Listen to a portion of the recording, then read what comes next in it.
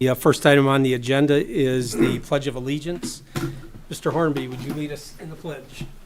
I pledge allegiance to the flag of the United States of America and to the republic for which it stands, one nation, under God, indivisible, with liberty and justice for all. Next item on the agenda is roll call. Mr. Moran is here. Mr. Rathel? Here. Mr. Mans? Here. Mr. Filarski's excused. Mr. Hornby? Here. Mr. Loftus is excused. Mr. Heil is excused. Next item on the agenda is the approval of the agenda, and we want to make one change. We want to move the discussion item after the financial report because one of the action items is going to be based on the discussion that we have. So I'd like to make that change. Motion by Mr. Mans, or by Mr. Rathel to approve the agenda as amended. All those in favor say aye. Aye. All opposed say no. Motion carries. Next item is our presentations, and we have a presentation from MDOT. And would you like to introduce our guest? Sure. You ready? We can do that too. Easier to plug in. No idea. All right. We'll try. We'll get help. Need a HDMI. So I'd just like to first say thank you for braving the cold today. I know it's crummy out there, and I'm sure the drive-in was just awesome. So thank you for coming to the Airport Commerce Park Commission.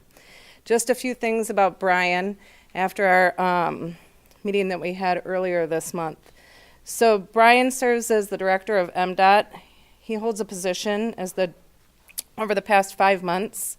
His focus is on enhancing MDOT's efforts in community engagement and fostering stronger connections across the state. With 220 airports in the state of Michigan, Brian is determined to improve communication and collaboration with the aviation community.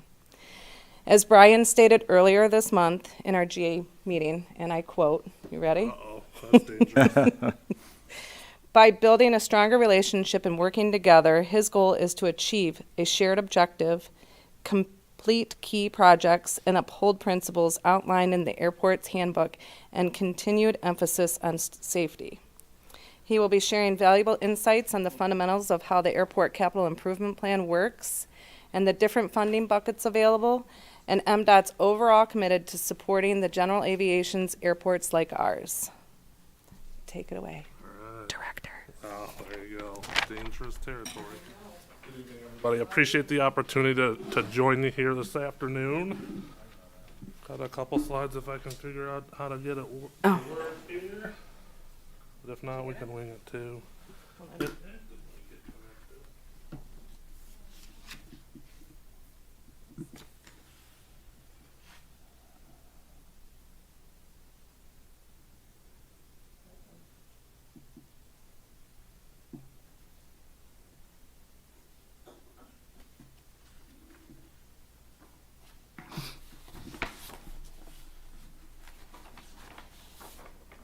Derek, do you know how to do the HDMI?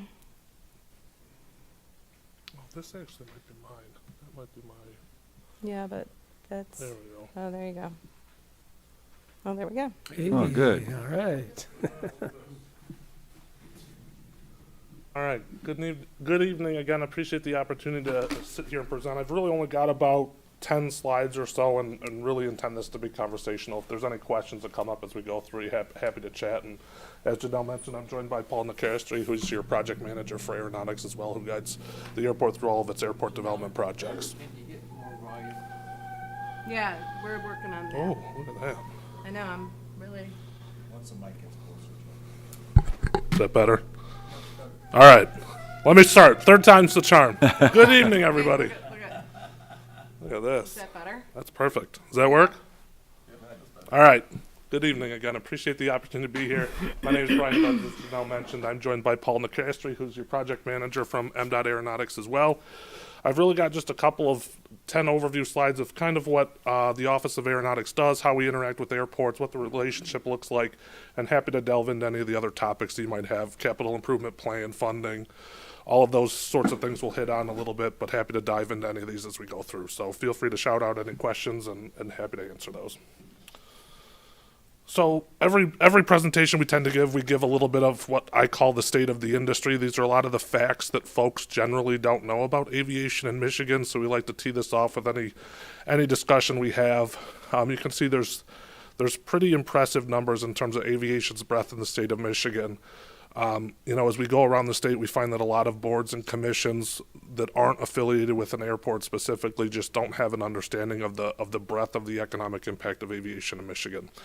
So we always like to hit this. These are numbers that include both general aviation and commercial, but you can see the big number we like to talk about is that $22 billion economic impact, which comes directly, information gathered directly from the airport. So that's not one of those, occasionally some would feel inflated numbers. These are real numbers that are generated from discussions with the airports one-on-one. So that includes anything that the airport manager responds with, any businesses that are on airport, also off airport visitor impacts, things like that, all feed into that number. And I think if you're ever interested, I'm sure Janelle's probably got a copy of it too. We can do individual airport economic assessments that we're happy to share with you at any time. So I always like to give a little introduction to what the sort of state regulatory environment looks like for aviation. So Paul and I both work for the Office of Aeronautics, but we also serve the Aeronautics Commission, which is a statewide regulatory body overseeing aviation in Michigan. So you can see this is a little of an outdated picture, but this is what an Aeronautics Commission meeting looks like. These folks come from both the aviation industry, and they're also representatives of state agencies that have an aviation component. This group gets together and, as you can see, provides what we call general oversight of aviation in the state, but they serve primarily as the public body that approves the grants that go out to airports from the Office of Aeronautics. They also guide a lot of our other policy and program development. So you'll see, particularly in the near future here, the Aeronautics Commission is probably going to be a little more active in looking at things like our state licensing standards, which is near and dear to Janelle's heart, but really making sure that our existing policies and procedures and state regulations are current with the current times. We've got requirements now for things like a phone or on our flight school side for certain security measures and things like that really aren't as applicable now. I like the phone one because our inspectors go out and have to have the interesting discussion with airports of, hey, the state regulation requires that there's a phone available to pilots. Does anybody really need a pickup phone sitting in the FBO terminal anymore? Probably not. So those are the things we want to look at to make sure that those are still applicable and appropriate. So the Aeronautics Commission, as it's made up now, has these 4 or 5 goals that we really spend a lot of time looking at. First one, obviously, is the federal resources expended at airports, which we talked a little bit about. There's also a significant push from the Aeronautics Commission to ensure Michigan's competitiveness in terms of traditional air carrier service. So for communities that aren't well served by traditional air carriers, the Commission does have several grant programs that are intended to bolster air carrier recruitment and retention initiatives at commercial service airports. You also see there's obviously a heavy focus on safety with both the operation of airports, flight schools, and some of the other facilities that we license, which includes hospital heliports, now drone ports, and what those might look like in the future. That's an interesting ongoing topic too, but that's also under the purview of the Aeronautics Commission, as well as just integration of drones overall. So happy to talk on any of those as we go forward. The next 2 slides are basically our 2 operational sections within the office. So I'm just going to run through some of the activities that the office performs, and if there's any questions on any of these, happy to answer them. So our aviation operations section makes up what I would call our primary safety functions. You can see the list of items here. This includes tall structure permitting. So any tall structure that's built across the state requires a state permit, which is an interesting process, very nebulous, but our role in that is to ensure that for airports that have approaches, much like Roselle does, an instrument approach, that those approaches are safe from obstructions that may be built around an airport. So that team does nothing but review airspace, and they're very good at what they do. So I'd encourage you guys, if you ever have challenges with obstructions, towers, construction near the airport, give us a call, and happy to walk you through any of those issues. Our licensing and inspection team does all of the fun inspection and licensing activities at 600 aviation facilities. That again includes airports, hospital heliports, flight schools, and a couple of other types of facilities. So that's a group of 5 folks currently that do nothing but go out and visit airports and help provide that safety and regulatory oversight. And I think hopefully Janelle feels this, but our intent with that program is to come out and be supportive to the airport and work through issues. That's not intended to be a gotcha type situation. So just wanted to throw that out there. The next one here is our automated weather observation system team, which is who's in the picture there. They also support our drone work for the department overall. So you may have seen Mike Soper out here a couple of weeks ago, I think, supporting the weather station that's out here on the airport. So we've got a team that supports 41 of those across the state. We also operate aircraft on behalf of the state, conduct the operational use of MDOT's drones for our traditional safety functions. So things like airport inspection for our office, but also support our highway folks in terms of surveying and agricultural applications and things like that. So the other big side of the house that Paul comes from as well is what's called our airport planning and development section. And this is a little bit of a nebulous topic, so happy to dive into this in any way you want. Michigan's in a unique situation in that Michigan is one of 10 what we call block grant states in terms of relationship with the Federal Aviation Administration. So what the block grant means is that all of the federal responsibility and federal funding that's applied to a general aviation airport flows through MDOT, and MDOT administers those funds. So when we're talking about ACIP development or your non-primary entitlements or discretionary funding or state apportionment, that's all an MDOT function with some support from the from the airport district office, which is the local FAA office, on what's called discretionary funding. So it's an interesting commingling of funds that we try to put together in the most logical manner to get big projects done. The intent of the block grant was really to allow the state, because we're a little bit closer to the local airports, to administer those funds so that it's a little bit more effective and efficient than the FAA. We think there's a lot of value in that. I know airports all feel differently depending on how the program develops, but it's a unique thing that exists here in Michigan and 10 other states, and I think, happy to dive into that as we go forward. This team also supports what's called our Michigan Aviation System Plan, which guides that funding disbursement across the state. So we are in the process of updating that right now. That has high-level statewide goals for what a facility should look like in terms of an airport facility. So things like runway length, number of taxiways, parallel taxiway, lighting systems. There's a list of about 12 things that go into our system plan, and that's how we make decisions on funding as we go forward. The team also conducts the National Environmental Policy, or NEPA, processes for airports, which is an interesting animal in itself, in that essentially every project that occurs on an airport generally has to have an environmental review, which, particularly for this facility is unique in the origin of the facility and some of the issues that are being worked through. So that which is generally an FAA responsibility in other states, because of the block grant arrangement, our team within MDOT is performing those along with Janelle. Another couple of things is our airport planning and zoning functions. So things like your airport layout plan, airport zoning if you have it. All of the approach protection and approach safety functions occur with our planning team, and they take that initial planning work and that feeds into your ACIP development as you move forward. And then finally, I'll just give a shout out to what we call our disadvantaged, or DBE, DBE program for airports, which is aimed at spurring additional contractor work at airports across the state from disadvantaged businesses.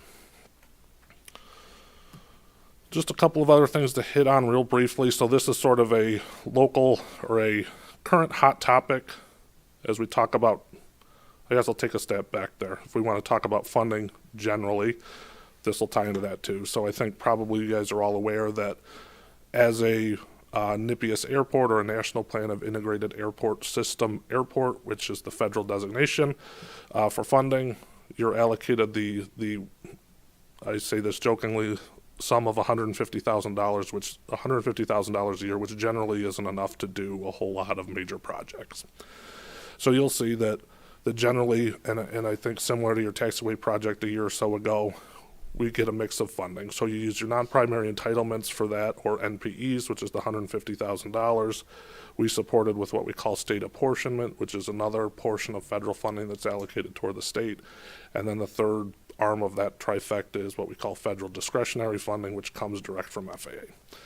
So we try to mix those all together as program development occurs through an ACIP development, and try to make all those pieces work so that we can get big projects done, because we understand that that $150,000 non-primary entitlement is not enough to complete any real sizable project at any airport in the state.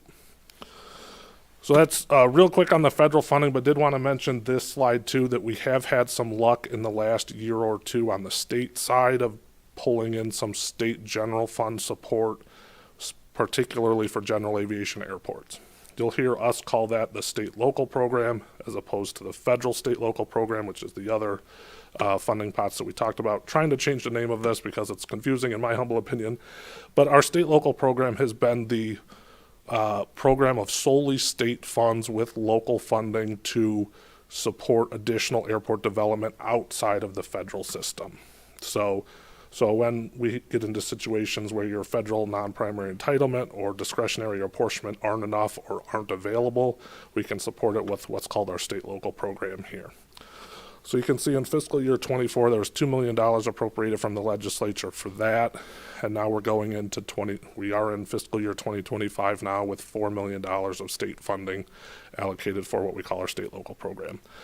Historically, over the last 10 years or so, that dollar amount's been zero, so we're very excited to see the upward trajectory of the state-local program and the support from the legislature on that.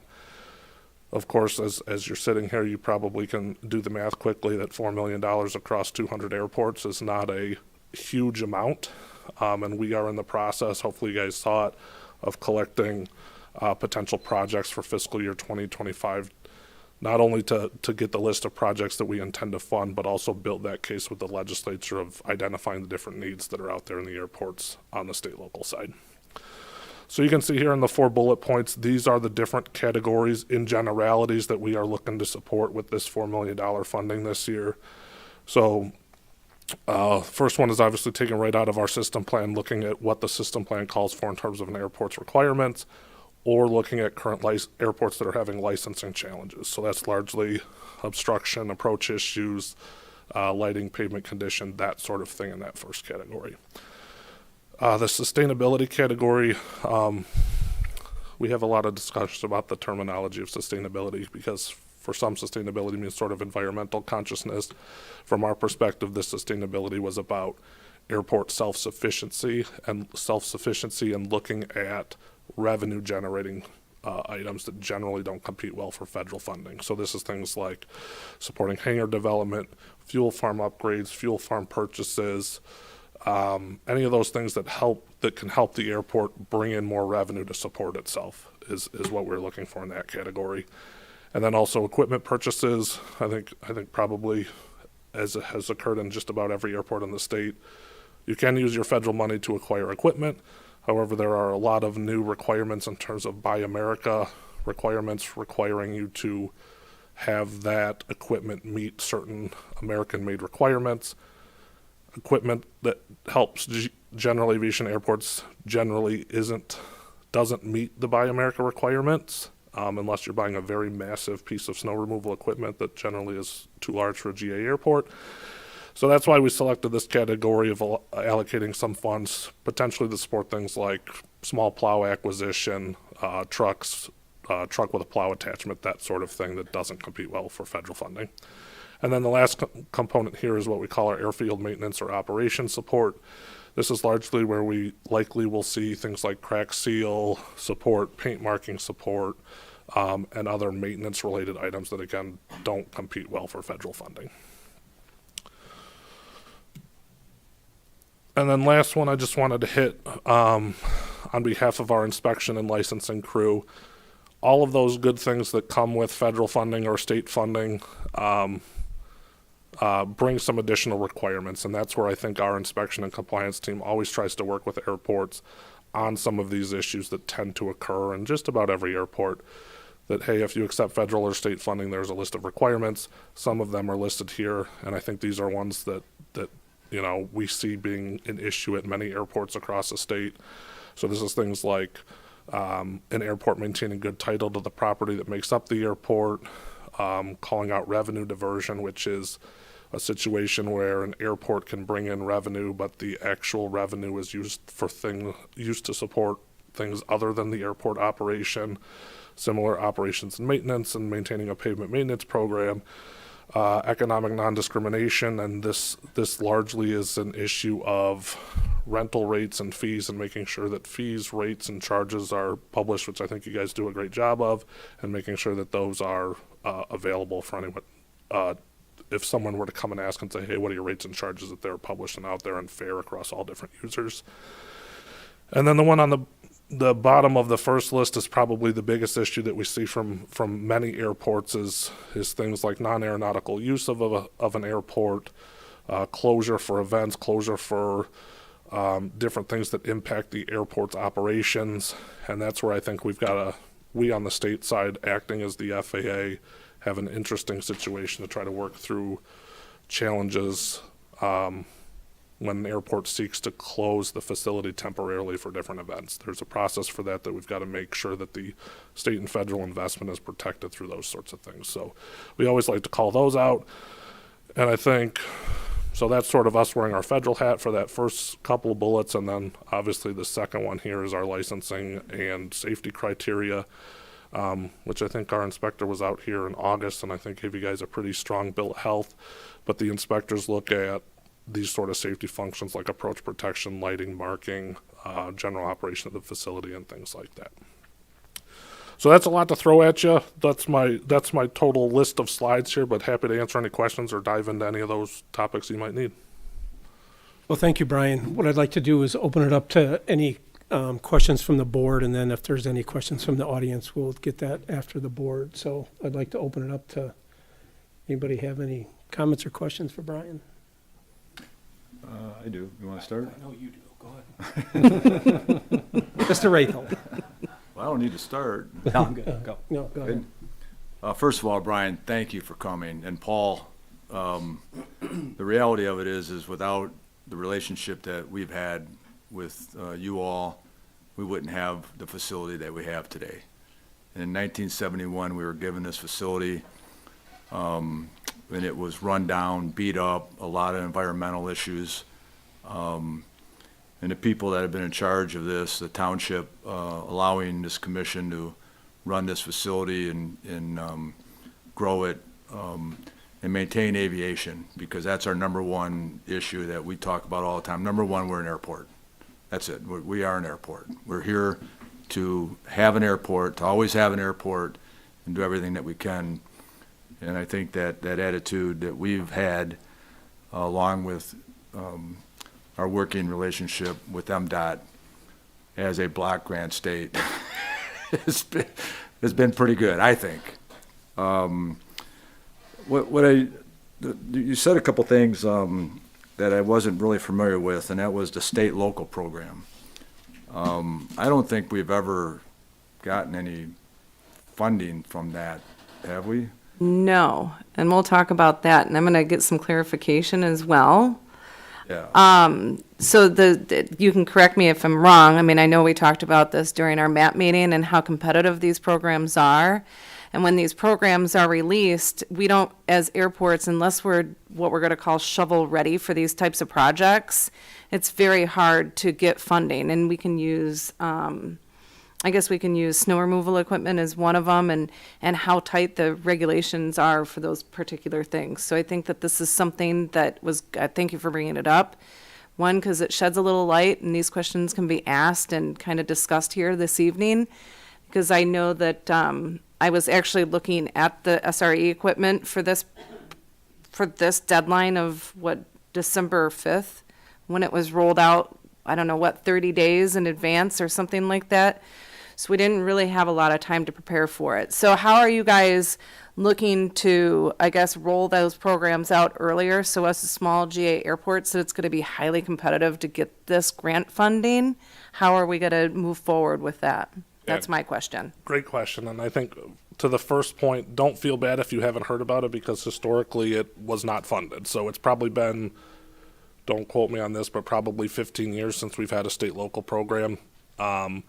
It's been an interesting advocacy effort from our side to start to talk about, hey, there are airport needs in the state that the federal system doesn't touch. And there are needs at federally eligible airports that FAA funding can't go into. Things like SRE is probably the easiest one, or snow removal equipment to talk about. So don't feel bad in that way. I think that's an ongoing discussion with, our office and the airports across the state to continue to share that message with the legislature of, hey, there are needs out there that extend beyond the traditional system. To the point on the timing, I think well taken on that. For us, so as is always good with any state budgetary process, we find out generally sort of July, August timeframe, and then that fiscal year starts in October, and our goal and our directive is to have those funds encumbered and spent by the end of that current fiscal year. We have some leeway to encumber that and take it into the next fiscal year, but our guidance on this one-time, what I'm calling one-time funding for now, was get a call for projects out there and act on it as quickly as possible. So that's why we were looking at things like trucks that generally could be easily obtained rather than doing a full-blown project out on the field. So timing is point well taken. I think if this continues into the future, we're going to have a much more, I don't want to call it extended because then it takes too long a little bit, but I think we're going to have a little bit better, a little more leeway on the timing if it continues in the future. So I guess my follow-up to that question would be is that we have all these different categories in order to, be project ready or shovel ready for these particular projects. Are those specifications for each category going to change for this general fund program, as you call the state local program? Are those going to be changing, or are they kind of just standard across the board? So I think we're going to see what we get from this first call. Okay. Really, those 4 categories were us trying to provide a little guidance as to what we thought could move as quickly as possible. There's still in the actual call that went out, there's still the possibility of using those funds for capital development, but with that timing of having the funds encumbered by the end of the fiscal year, it's just tough. But if there's one-off, particularly for this go-around or the next go-around, if there is one, if there's one-off things that you can use state local to support your federal program, I think we'd absolutely look at that too. Okay, yeah, that's good. Good Yeah. question. Thank you. So, the other sustainability fund, as you know, we generate all our revenues internally at the airfield here, and I think we have 120 leases, with T-hangers and everyone else that we have in. So we run it as really a business, right? We have balanced budget because we're required by the state, but we generate revenue and then invest back into the airport for capital improvement projects, and then make sure we have enough money for, Paul, the taxiways, runways, and things like that, right? So we're always ready from a standpoint of our funds to be able to say, hey, we want 1735, we want to do that project, we have the ability to, have our share ready. But the sustainability funding, when we look at some of our structures here that help maintain that revenue, right, that need some investment, like a roof on a building or something that would be the difference of continuing to generate revenue from that structure or removing it, right, and taking it out of our portfolio, which we never want to do. We do not want to take buildings away, right? Because we're never going to get revenue from a building we don't have. Is the sustainability funding, is that where we could go now to try to get some funding for improvements of some of these facilities? Yes, absolutely. That's exactly the intent of why we had that category there, was for those revenue generating facilities, because as you guys have seen, you for the most part can't use your traditional AIP funding for those sorts of things, or it competes so far down the list in terms of other needs. That was one of the core functions that we were looking for in the state funding. So as far as I know, we have never have had any money from that fund. That fund was just created it was- about 3 months ago, so Yeah. yeah. And I'm so glad you came here tonight. So I've already been on it, John, but there's a couple of like loose ends I that I think, believe. Paul, I that- think we got some projects that are ready to go, but, so you're, Janelle, you're working with the team there, yeah? Well, this fund would, I mean, the deadline for this was December 5th of this year. Am I correct? Yeah, for this fiscal For year. this go around. Correct. But the next fiscal year is going to roll out sooner. That's the intent of MDOT, if I understood our earlier conversation. But this puts us in a position that if we were going to use the sustainability program, such as putting a roof on, that was a revenue generating facility, that we would just have to be basically shovel ready. 3 bids in hand, the whole application has to be completed in order to even be eligible for that program. Am I correct? So yes and no. Okay, so what am I missing on that one? So don't think, the intent of the state local program was to differentiate itself from the federal program a little bit. In that our federal program, we enter a sponsor contract with you and generally are reimbursing you for things. The state local program, in my mind, and we're going to see how it rolls out for this go around, is more of a direct grant to the airport to say, hey, we agree that you need, for example, a roof on your hangar. So you apply, I need a roof on my hangar. I think it's going to cost this much. Some preliminary engineering would be helpful, but it's not going to be the full, it would not be the same as an AIP application. It would not be. Not be. So if we're looking at that application process, because it's so competitive, are they gonna make a determination on the roof that we would be replacing? I mean, I'm just gonna ask the questions. Like in terms of engineering, I don't know. I guess it depends on lots of things. Anyways. so good point. I think from the perspective of the team that are looking at these, my best guidance to you would be don't view it as AIP. Okay. View it as a grant to the airport to accomplish a goal, and that's how we're going to view them. So like, as you probably saw in the application for this go around, a lot of it's going to be based on the narrative that the airport provides to us of, hey, Correct. so don't That- view it as AIP. But even when you went down the rabbit hole of looking at the SRE, I mean, even the requirements for that application was like far too much. I mean, it was like, there's a lot that goes into it. Far too much. Well, if you were looking at your primary surfaces, and then like if you you went down that rabbit hole of the AC and you started looking at the primary surfaces and the requirements and how far the snow throws and But that's my point of Yeah. don't think of it as AIP. Yeah. it like that, okay. Yeah, I mean, to me, you just said, don't think of it as AIP, just think of it as a simple, you have a project, we have money, and let us know, provide the narrative, and then we'll make a And- determination. Is there a match or is there a requirement of any? So not for this go around, there was no required match, but the way we framed it was evidence of local support. So that could be for those that are interested, depending on an airport's approach, that could be providing some local matching funds, or it could be in the case of, take your hangar roof, for example. If that's a letter from X business that says, hey, I'm going to be moving out unless this roof gets replaced, and my company brings, X amount of jobs to the airport or economic impact or something like that. We were looking for those sort of letters of support or letters, generally supportive comments. So Brian, I have two things on this. So because we have non-aviation activity at the airport, which is directly involved with aviation, right? Because that money goes to fund aviation. Would a project in a non-aviation use be a qualifying project for that? A good question. So we didn't call out anything specific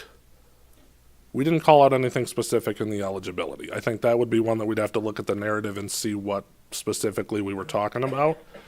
But it doesn't the state local program as presented now doesn't necessarily carry those same federal requirements that we were talking, that we're talking about. Because there's no doubt that the structures that we have may not be used for aviation. They 100% support either the maintenance of the facility, but aviation, right? We don't, but we'll come back to that. Yeah. But I think I'm hearing that there's a possibility if we explain. So two other things, in no particular order, and I'll wait for the compliance. I want you to address the compliance, but before that, so we have activity at the airport. We have buildings, and most of our buildings are leased. We have revenue flow into them, and we have a good maintenance 5-year plan of what we want to do. And then the aviation side, we have that longer, right, of our ALP. And but when we look at a facility that we need to be aviation released, okay, because there's no aviation that will go in it. There hasn't been since we've had this facility. It's just not a facility that's going to be used for aviation after 60 years of, well, not 60, 50 years of 55 years of trying, okay? And then we have activity that would go into the facility that would not only address the financial requirements that we have to generate money to invest back in the airport, but also provide services to the airfield, provide services to the pilots, to bring more transient pilots in, to bring more aviation in, right? And we have a very good flight school now. We have a lot of students. I think last count we had like 45 students. It's growing. We're leasing more hangar space to the owners of the flight school. They got a really nice simulator now that they paid 6 figures for this thing. So we're really vested in that, right? And we have a lot of people coming in from out of state that are flying in, training, doing more advanced training, doing instruments and things like that. We have a facility here that we've been trying to get released for 2.5 years. And we have an investor that is actually here in the audience with us because he is very, very excited to get something going to provide services to the airfield. He's a pilot, established, very accomplished pilot, businessman. And I'm not asking you to comment on this, Brian, okay? Because I know everyone knows about this, right? But if you could get involved with this, and we really need to move this forward for the good of this airfield. We have a facility that we're losing revenue on. There's nobody there. We white box this. It's a beautiful facility. We put a new roof, put new windows. It's one of those situations where a building that's not there doesn't generate revenue. So we invested over $160,000 of our retained earnings to keep this facility in repair so that we can have an investment in. And all that we're asking is, Brian, can you go back and say, hey, we got to get this done. All right? Okay, enough of that. The compliance issue is what I want to kind of end my questioning on. We are very fortunate to have a lot of our community leaders in the audience here as well. We have the supervisor, the treasurer, trustee, and the township manager. And these people are very interested and caring of the whole island, but as you're sitting in a township hall, right? So all these folks come here every day. And we looked at that as a positive because if they come here and they see all these planes and they've all fallen in love with aviation, right? They're not gonna try to close it when they're here working every day and loving it. Okay, so they're all here. But what we need as a board, and then all the elected officials also need, is a review of how we need to comply financially. What can we do? What can't we do? You know, unless you guys, which you don't, we sign these contracts with you, right? And it puts a lot of commitment on us of how we run this facility, right? Can you touch on that, Brian, and let everyone know what those restraints are? Absolutely. So it's a big question. So I'm Where trying do you begin? Yeah, where do you start with this? So I think, so for those that are interested in the room, I think that haven't seen one of our sponsor contracts or what the grant obligations look like, you'll hear the terms all used interchangeably of grant obligations, grant assurances, contract requirements, all generally meaning the same thing. And that's a list of, I think currently there's 41 of them that are provided via the FAA, which we then incorporate into our sponsor contracts, which we then gracefully share with you as well to consider for acceptance of funds.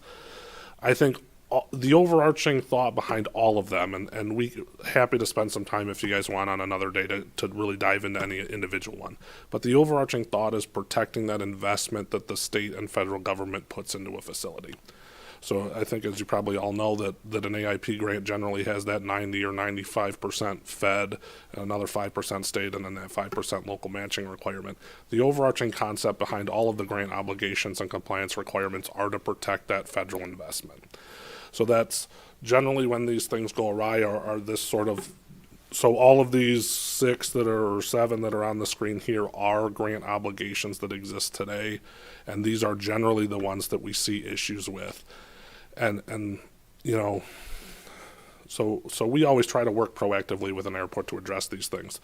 The challenge we have is there is a process by which someone, generally a pilot or outside user, can come to us and say, hey, I would like to allege a complaint against one of these grant obligations. And that spurs off an entire process. You'll hear them referred to as a Part 13 complaint or a Part 16 complaint. Part 13 complaint is what we call an informal complaint, which will lead to either one of our inspectors or someone from MDOT or a partnership with FAA to go out and look at those potential allegations. Whenever those come in, that's going to generate an initial response that would go to Janelle and say, hey, we've got this complaint, here are the details, can you provide your response to those? Generally, we work a solution out through those, and it's largely things like you've seen on the land use side of, we work toward coming into compliance. It's generally not intended to be a gotcha type situation of, hey, we're going to withhold your funding, or we're going to do this, that, or the other thing if there's an issue. Those are usually reserved for the last resort, really worst case scenario. So we always try to work through those issues. If it can't be resolved in that informal Part 13 complaint, then it steps up to what's called a Part 16 complaint, which is essentially a legal proceeding at that point. But you'll see of those 6 or 7 that are there, really these all tied towards the airport should be open and operational as an airport to the extent possible, essentially at all times, with the understanding that there are closures for maintenance and operations and snow and all those sorts of things. I don't know if that's answering your question at all, but is there one in particular that you're thinking of? Well, because we are, I think, unique in the fact that we're self-sustaining, right? We don't take local funding, we don't take state taxation, except now you guys are getting money from, it sounds like you're getting money from the legislature, which is tax, right? Not user fee. Sure. So we don't take any money, we generate it, right? And we have what's called capital reserves. And then that money we allocate every year for capital improvement projects and things. So is there is that capital reserve expenditure conditional to just the airport? So if we got into you'd largely be talking about the revenue diversion area. So if we were to get a complaint about revenue diversion, which would be somebody saying, hey, airport, It's a different situation with the Commerce Park arrangement. Our overarching goal would be if the goal should be that if revenue is generated by the airport, that amount in particular is put back into the airport. If you take revenue in from the Commerce Park or other things within the township and support that, use that to support the airport, totally within your purview to do whatever you see fit with that ancillary, what I'll call non-airport revenue. But our focus in terms of revenue diversion would be specifically those resources that are generated from the airport itself. And that's restricted. Correct. Just, Brian, thanks. I think Janelle and I will come up for a lunch one day and we can, talk, but I think that's what I had. Thank you. Mr. Mans? Mr. Hornby? Any questions from the audience? Real quick, how much money, how much was the total amount that you received applications for the state and local program? Derek, we're on TV, Derek, just, sorry, it's, Just two quick questions, actually one question and one comment. How much did you receive as far as applications, dollar-wise for the state and local program? I think it was, 4 million available? What was the total? So team's still looking through the applications right now, but last I saw it was approximately 17 million. Okay, all right. And then the other one was, I do appreciate the recognition in that state and local program for the sustainability, but not just from an environmental standpoint, but from a financial standpoint, because when I worked at the airport many years ago, it was always a struggle I found from a state and a federal level, their recognition that, we needed to be self-sustaining. We need to be able to support the financial needs of the airport. And sometimes that requires, some flexibility from the state and the federal government, as we look at different projects to make sure that, we could do what we needed to do to be able to support it financially. Because if the airport didn't support itself financially, its existence was always going to be in question, right? Absolutely. So I appreciate that very much. That's all I have. Thank you. Anything else? Any other comments? Okay, well, hearing none, Brian, we appreciate you attending tonight and sharing that information with us, and we really do appreciate you supporting our airport. I think we've worked very hard over the years to try to generate the revenue that it takes to sustain this airport, and we just thank you for all the help that you give Janelle and us here at the airport over the years. Yeah, absolutely. Thank you for the invitation, and if you guys ever come up to Lansing or need an ongoing discussion, happy to do that. And I'd give Janelle a little kudos too, because we spend a lot of time talking in the office about the constant turnover of airport managers and the different expertise that different cities bring to the airport. And I think Janelle's brought a good fresh perspective here, and also it's good to see she's been very engaged with the Airport Association across the state, sharing that knowledge with other airport managers too. So kudos to Janelle as well. Thank you. Thanks. Thanks, Thanks, guys. With that, we will move on to the rest of our agenda, and our next item is the approval of the minutes of the November 18th, 2024 meeting. move approval as submitted. Support. Motion by Mr. Rathel, supported by Mr. Mans. Is there any further discussion? Hearing none, all those in favor say aye. Aye. All opposed say no. Motion carries. Janelle, is there a second minutes here? Yeah, I did attached, but there's only one. It's a duplicate. Okay. So we'll move on to our next item, which is our financial report, approval of November 2024 financials. And we have a financial report in front of us.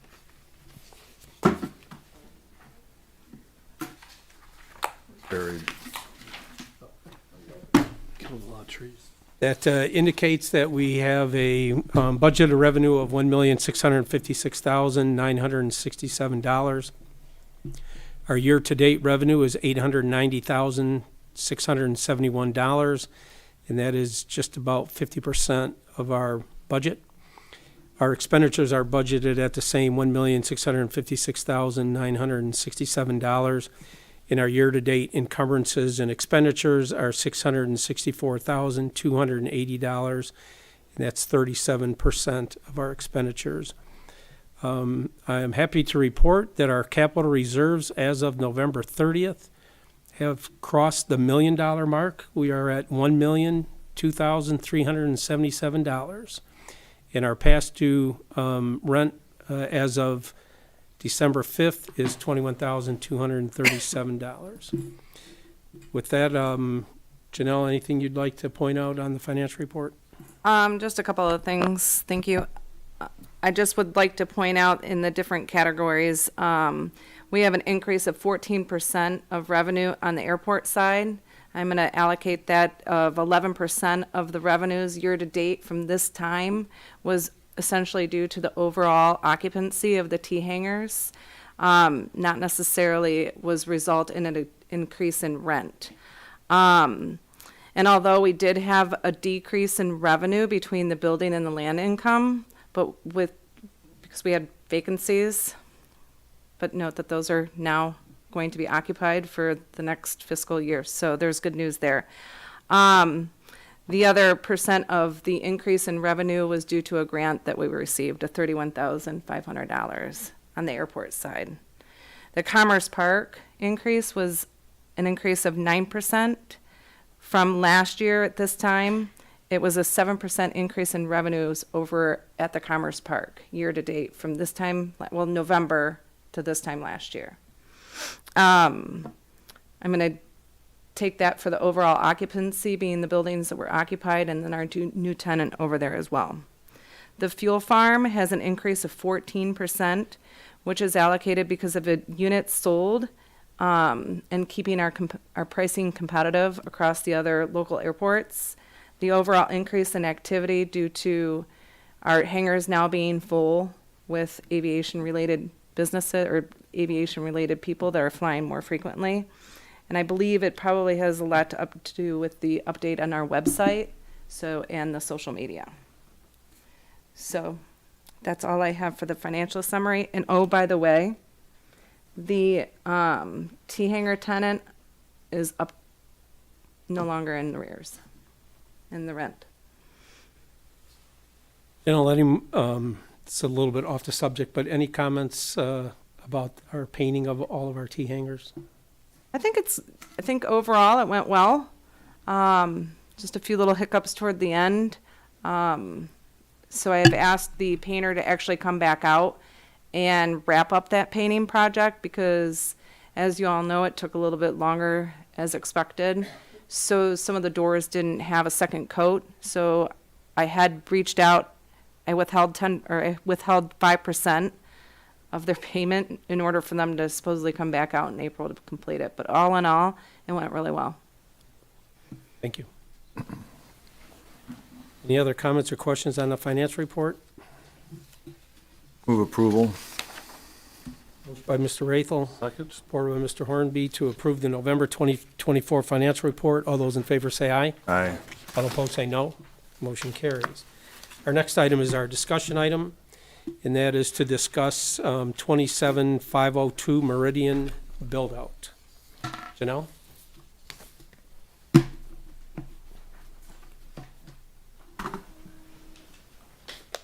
Okay.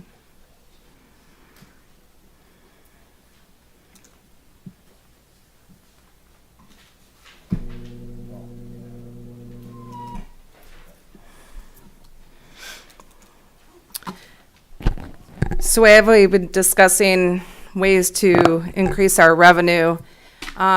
This particular project is a project that's going to be over in the Commerce Park.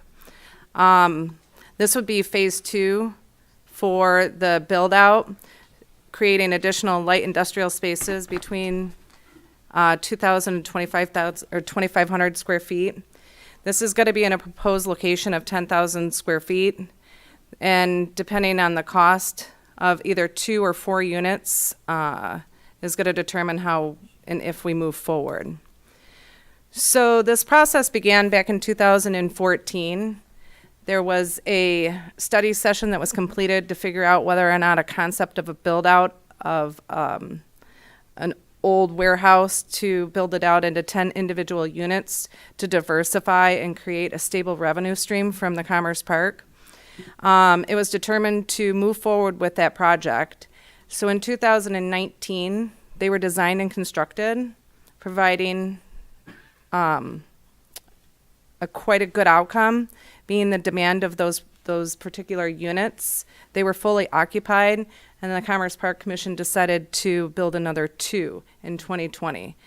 With the success of these operations, there's still a demand for these units.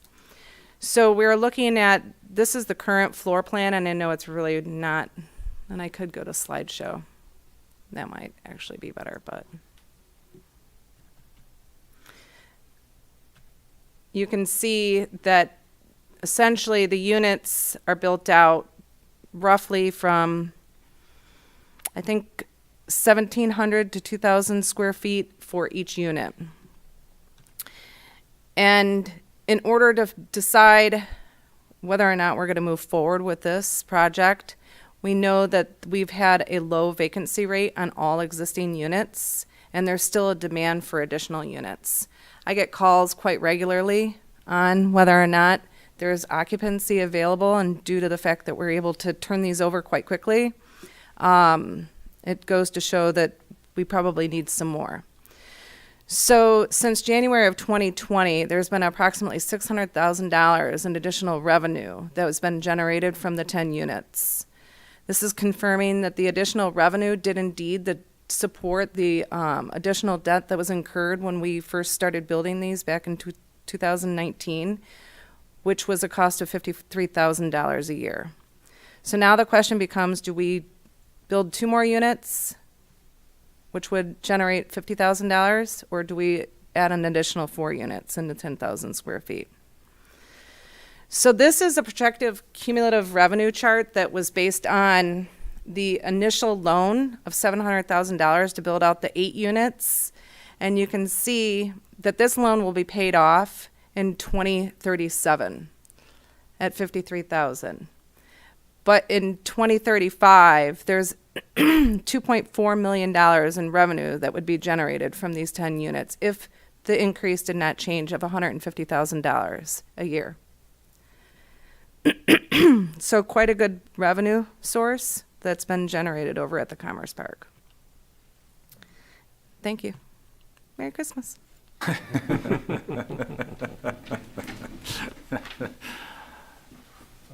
I think from obviously what you just reviewed with us, I think it's been very successful. Decision we made a number of years ago to move forward with that to generate additional income. So we do have an action item tonight to hire an architect to give us some plans to figure out whether we want to move forward with that. So we'll take that up one of our next action items here. So thank you. Mr. Chair. Mr. Rakel. So I think for Brian and Paul, our state visitors, saw that we had a loan, right, for that, and it was roughly like $620,000. Well, that money came from the township, and they had their funds that were invested in an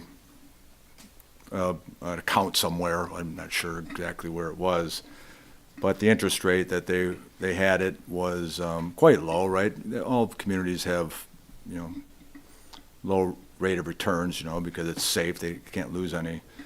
So because of the commitment that the township leadership has and always have towards the airport, we made a deal with them that we would borrow money from them and pay them back at a higher rate. And I'm not sure what the exact rate is, but 3.5%. 3.5%. So, we look at the commitment, right, of not only the airport, but the community that the airport is in, right? And we have a history, a strong history of our elected officials supporting this airport, right? And appreciate what the airport does for the community. Because it's 30%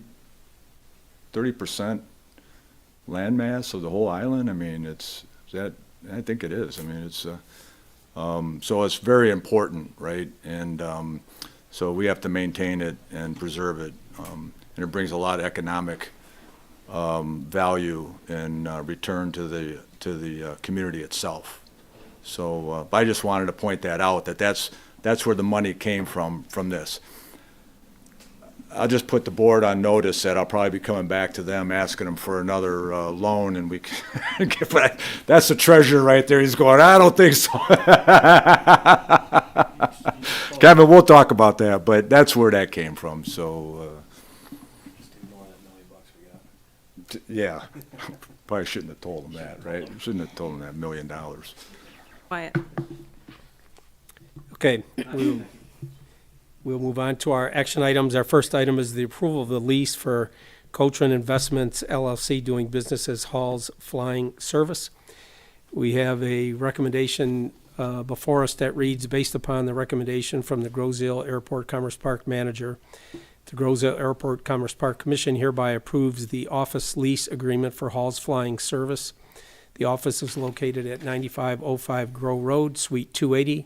The terms of the lease agreement are for a 1 year, starting with February 2025, at a monthly rental rate of $405 with total obligation for the 1 year at $4,860.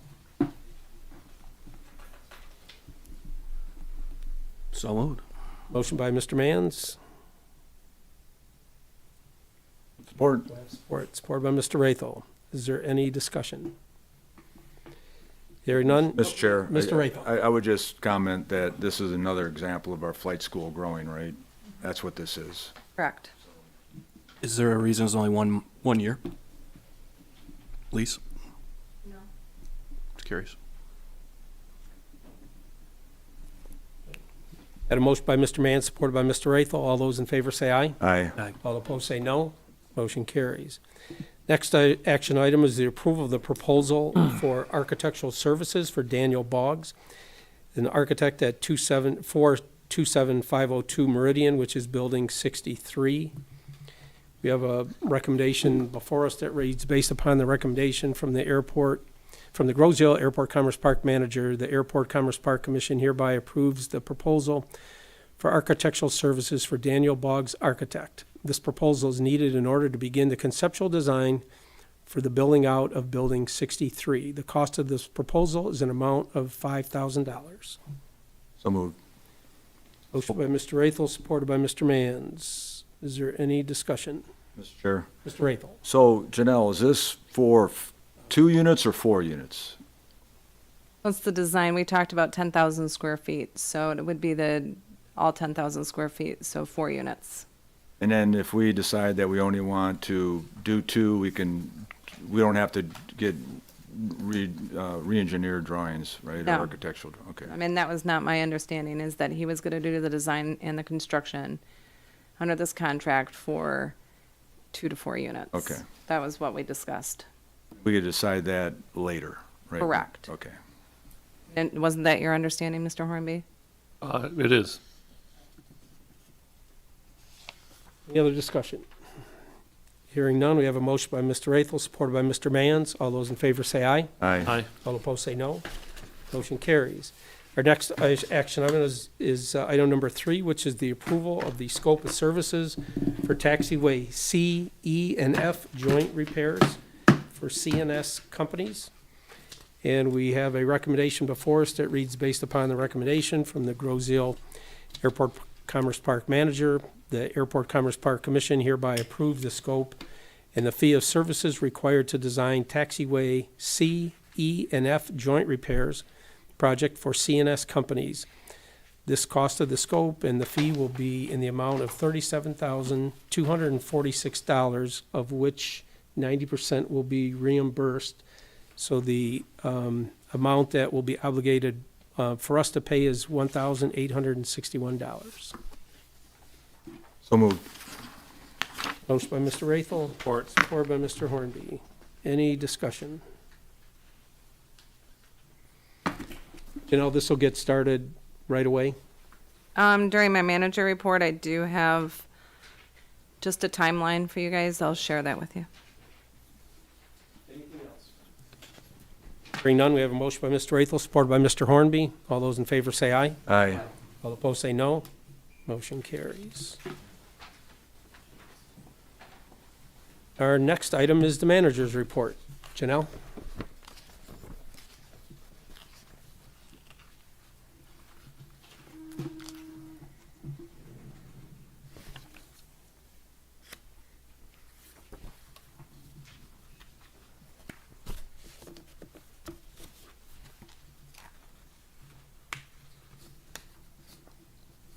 Okay, so as I mentioned, so here is the tentative timeline.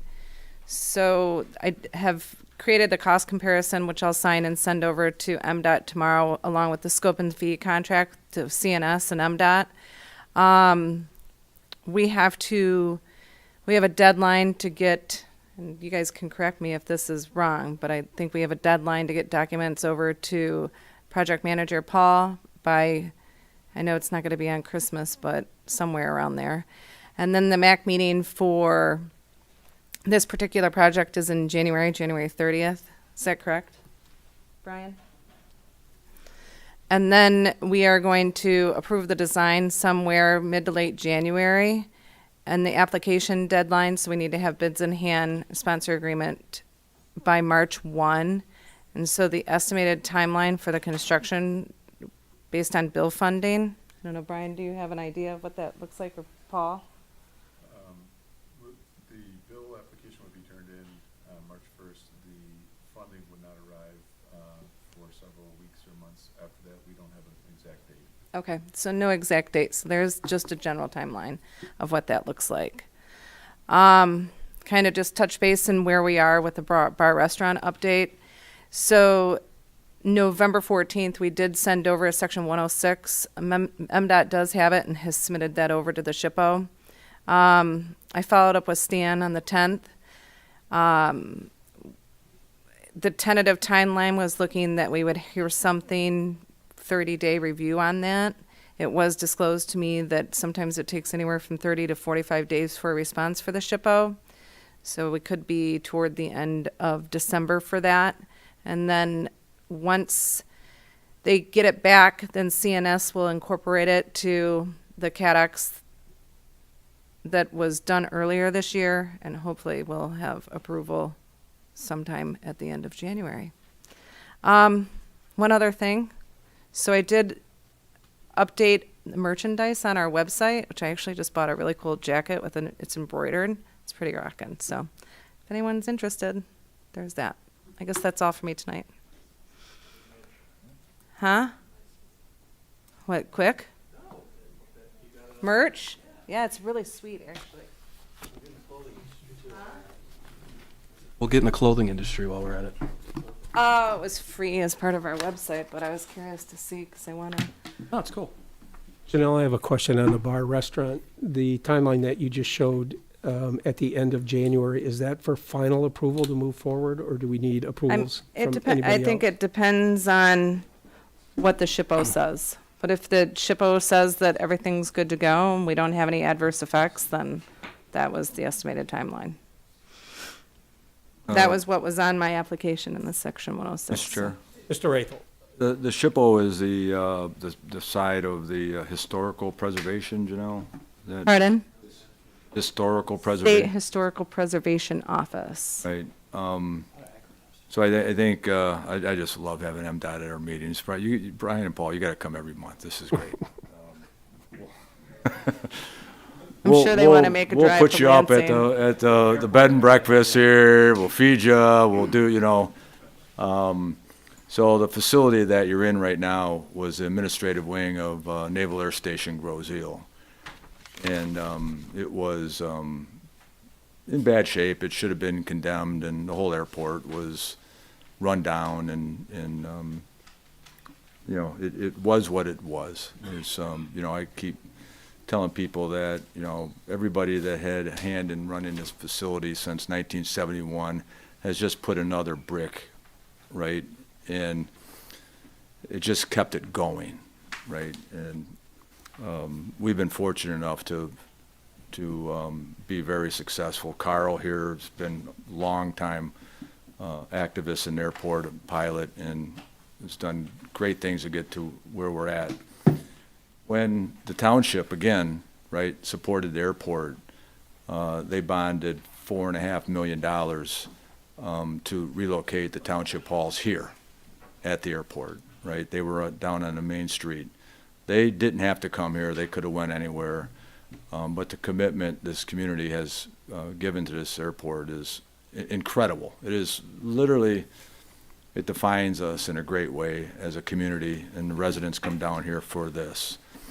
And if you look at the design of this administrative facility, the township took great pain in making it represent the old Naval Air Station, right, from a historic kind of preservation standpoint. And the whole facility has taken on that with the lobby downstairs, right, all the things that we have. We get hundreds and hundreds of people every year to come in, families, veterans. We honor them with memorial gardens, all the things that we have. So what that says about us as a community is we value history, our historical society, and down here at the airport. And I say this because we will never do anything to destroy the roots of our aviation, right? There's people at the Historical Society that are planning the 100th anniversary of military flight. 1925 was the first military aviators that came here, and they're going to celebrate that in a big way within the community. And it's very, very important to us. So if you ever see anybody from that office and you have questions or whatever, our commitment to historical preservation, you can say with all confidence that nobody cares more about our history than we do. Okay, nobody does. But in the past, with some things, structures that had to be taken down because they're unsafe and condemned, and they were just a hazard to everybody that were here, aviators and not so much public, but certainly the people that worked here. We lost some structures, and one of the structures that we lost was the old control tower. You can't have a control tower that's stick-built, sticking up, 40 feet in the air from a wooden roof, and not have it be utilized for, 10, 15 years, 20 years, I think, when it came down, and be upset at us because we weren't historically preserving a structure, right? And I think that that's kind of on our file that, we had to take this down but I just want you to know to take this back and that's very important to us, okay? All right, thanks. Rathel? Our next item on the agenda is our subcommittee reports. We have none tonight. Any commissioners have any reports tonight they'd like to have, any open business? Hearing none, we'll move on to the next item, which is the commission chair report. And I would just like to thank the commission for their past service for volunteering this past year. Thank you for your hard work. And obviously we crossed $1 million in retained earnings. And I think that's a compliment to everybody on the board that's worked hard to make that commitment to generate that kind of revenue, to keep this airport running and to make some of the improvements. It's good to see that we're able to do things like our sign outside and painting the T hangars and some of the other things that we're able to do to clean up around here. So let's keep it going and keep generating additional funds. And again, thank you for your service. Thank you, Ron. With that, I'll open up to the public. Any public comment? Thank you. With that, I'll entertain a motion to adjourn. Chris? So moved. Motion by Mr. Mann, support by Mr. Hornby to adjourn. All those in favor say aye. Aye. All opposed say no. Motion I didn't want to take that one away from you, Chris.